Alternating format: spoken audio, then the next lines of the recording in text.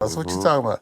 And so at dark, at 9 o'clock, if you was black, you had to be off the street. So, when I got there, I couldn't, they would never room a white and a black player together if there was an odd number of players. I mean, the only way you can get a separate single room is if there was an odd number of white and black players.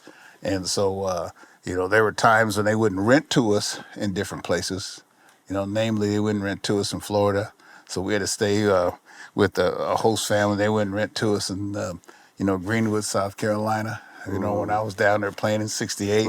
And so, we didn't have a TV in our place because we stayed behind Mama's Soul Food Kitchen. And see, we had a cement floor. All the blacks and Latins stayed there together. And one of my teammates, Bob Didier from the South, he's a pretty cool dude. And so I'd go with his host family to watch TV. Okay. But the only thing is, they had the sundown law.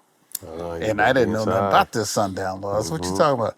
And so at dark, at 9 o'clock, if you was black, you had to be off the street. And so Gunsmoke would come on, and at 8:45, I had to leave. I never saw the end of Gunsmoke.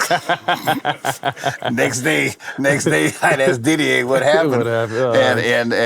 And the host family would tell me, "Hey, look, man, take off. Don't you be running too fast because the cops will stop you, thinking you stole something, and you walk briskly, but you get off the street."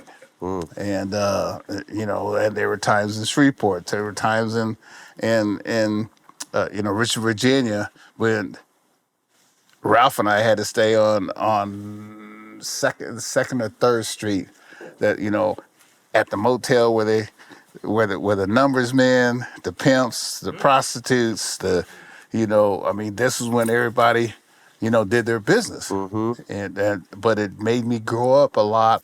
I saw a different side of life. Yeah. I mean, it was a blessing actually that I went through that, because then when I came back to California, then I saw things a little differently, and it was tough to fool me by the fact that you smiled in my face and really, right. I could feel how you really the energy doesn't lie. Yeah. Although there was, obviously you said almost segregations within the team where black and white players didn't stay together. What was the chemistry like outside of that? Was the chemistry so good, or did you have some teammates that still kind of side-eyed you? Yeah, there were some, but something, sports is a great blender. Yeah, blender. Yeah. And there were some dudes that were from the South big time and hadn't had any interaction with any black players or Latin players that ended up being cool as hell.